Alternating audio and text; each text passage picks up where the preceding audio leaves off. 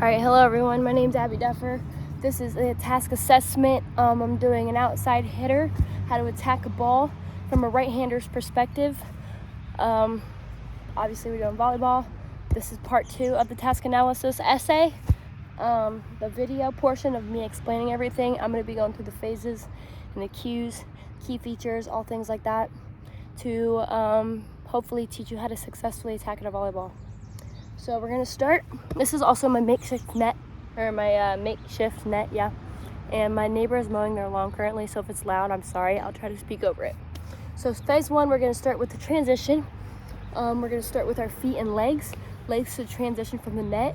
I know in my essay I said in a 3-step order, but as I'm walking through this, and I've already attempted this video like 5 times, it's 3 to 4 steps actually, or you could even do a hop step as your final portion of footwork. I found works best as I'm like walking myself through this. Hips, you should always be in line with the shoulders. And for shoulders, after the footwork, shoulders should be down in an athletic stance. So I'm gonna walk through that here so you can see. We don't need a ball just yet. So this is my makeshift net, right? As the hitter, this is the sideline of the court. This is my net. You're gonna, since you're like a pin hitter, you're on the outside of the court, you wanna see everything that's going on. The ball is making its way over the net. You wanna open your right leg to the court. So now your body and your shoulders are in line with everything that's going on in the court. So you can see what's going on and you can transition quickly and get there so you're ready to attack the ball, because volleyball moves fast, you gotta be quick. So you open, you're in your base position, open right foot, and this is where the next 2 or 3 or 4 steps come in, So open right, left, right, and then you send this left leg back. Or that's where like the extra steps come in, so right, left, kind of thing. Or you can go right, left, hop into this position where your right leg is your leading leg. Dominant hand, dominant leg is in front. So that is the transition portion. My hips and my shoulders stayed in line with each other the whole time, And now that I'm in this back position, I'm behind the 10-foot line. My shoulders are down. I'm ready to use all my momentum to approach the ball. So that is the transition.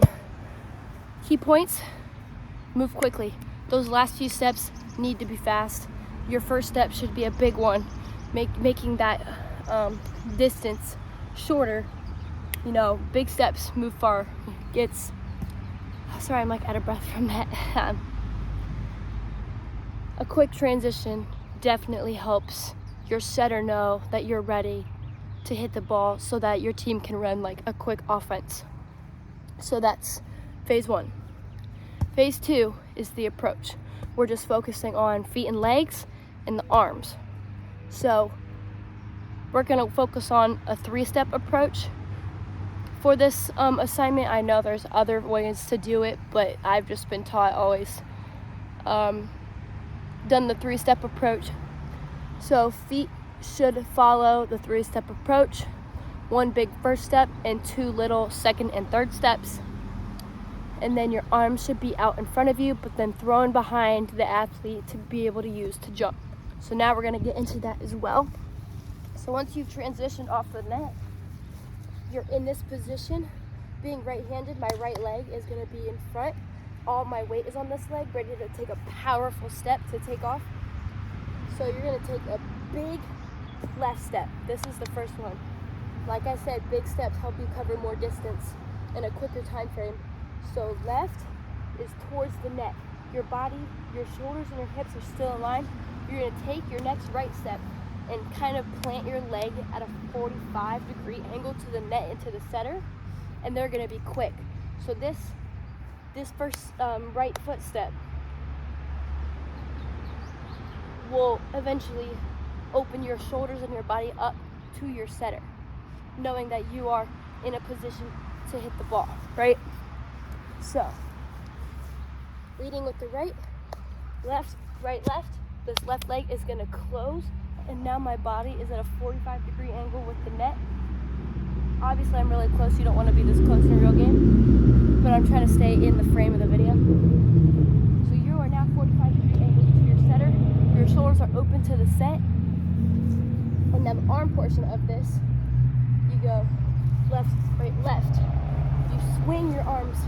They start out here, take your big first step, you throw them back on these little steps so that you can use your arms to propel you into the air. This helps you get that extra momentum as long as the push of your legs to jump high in your approach.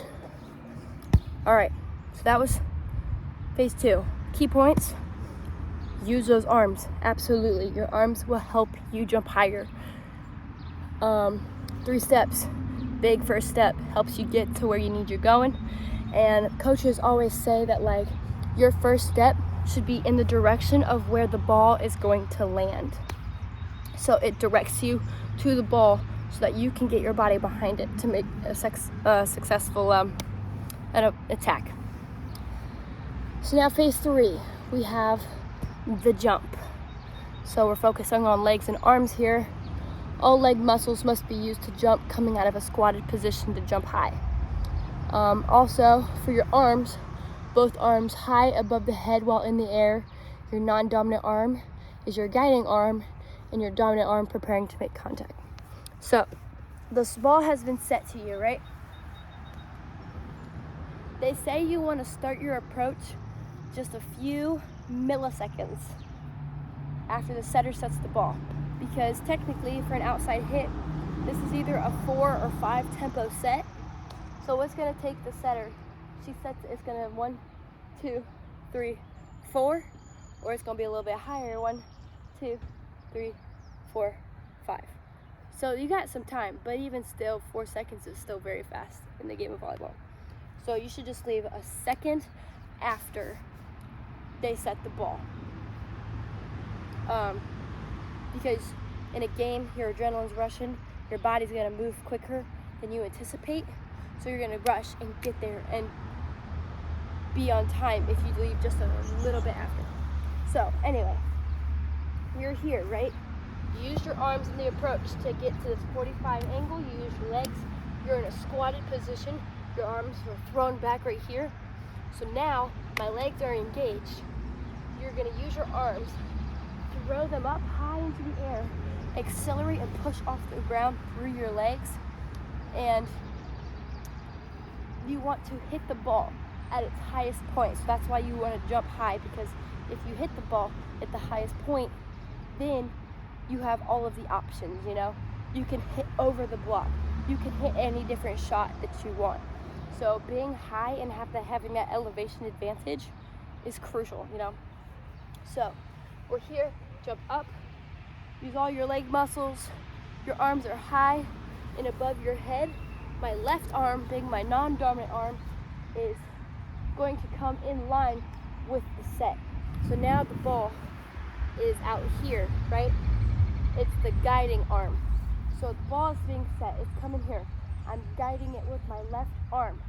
My right arm is now my dominant, and I want to have it at a 45-degree angle so to be able to hit the ball.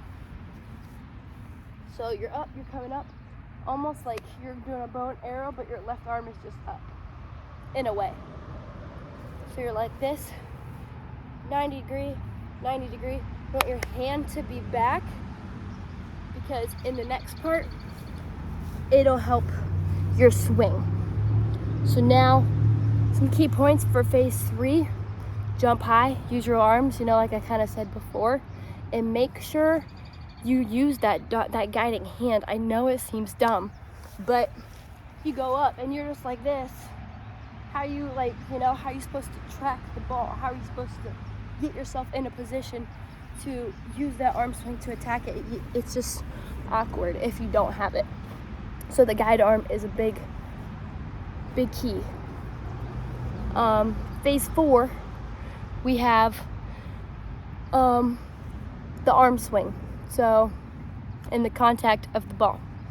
So the hand should contact the ball using mainly the palm, but all fingers must be also on the ball, so you don't want to hit it just like that. You want to make contact, everything on the ball. Snap the wrist on top of the ball, so you get that downward motion. The next part or body part we're focusing on is the elbow. The hitting elbow starts backwards, but then you swing it forward and on top before the rest of the arm follows. So when you hit the ball, you're going elbow first, but you want your arm elbow to be like high, 90-90. Elbow, hand, and then shoulders. You want to close your shoulders to the net after contacting the ball. Okay, so the swing. I can't jump and I don't have a setter, so I'm gonna make shift with what I got. So you're up, your hands in the air. The ball is here, your guiding arm. So you want to hit or use all the power from your hips, your legs in the air. Drive that hip forward, close those shoulders, and lay into the ball, because that's where you're gonna generate a lot of your power, is your other movements. And I know I didn't list that in the thing, but that's just something I know being an expert volleyball player. Ball's here, elbow up. Your elbow's gonna come first, and you're gonna hit the ball. Oh, got a little carried away there. Ball's up, hit on top of the ball. You want to make solid contact. Most of your power is coming from your palms, but you still want to have control of the ball. So that's why wrapping your fingers around the ball is important, because if you just hit it like this, it's going to float rather than go down. So, and that's also where the snap of the wrist comes in. A lot of coaches tell you and your kids, oh, when you hit the ball, reach into the cookie jar on the top shelf, to make that snapping motion, to get the ball's trajectory to go downwards in order to make an aggressive hit, get a point type thing. So ball's up, elbow first, hit on top, snap the wrist. You want to close your shoulders to the net after making contact with the ball, because you're open, the set's coming.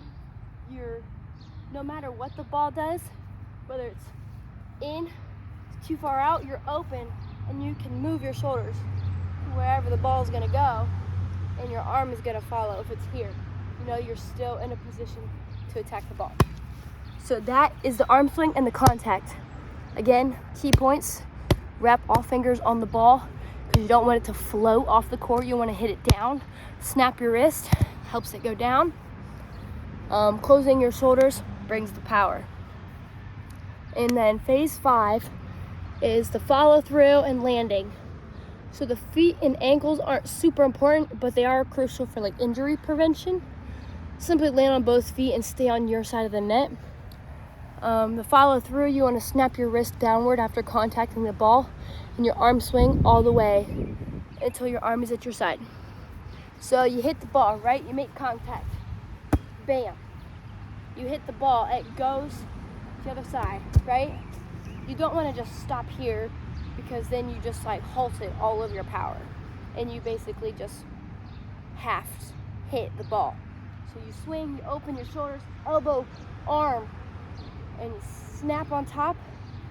You pull your left arm to your chest, snap, and you want to finish all the way through. Swing. You will never see a volleyball player half hit it unless it's a different type of hit. They're not going for an aggressive hit. They're going for a roll shot. They're going for a tip more so. They just pop it. That's not what the goal of this drill is. This is for an aggressive attack. You want to kill the ball, you know what I'm saying? So you go up, you hit on top, and you want to finish all the way through till your arm comes down past your body. So now you're in the air, you hit the ball. You don't want to land on the other side of the net, because then you could injure the blockers on the other side. They could stand or land on your feet, roll their ankle, vice versa. You roll your ankle, things could be bad. So when you're landing, you jump, land on both feet, don't try to land on one leg because that just causes ACL tears, MCL, rolled ankles, meniscus, everything like that.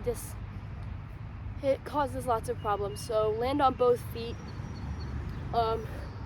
And a way to help prevent going on the other side is to just jump upwards.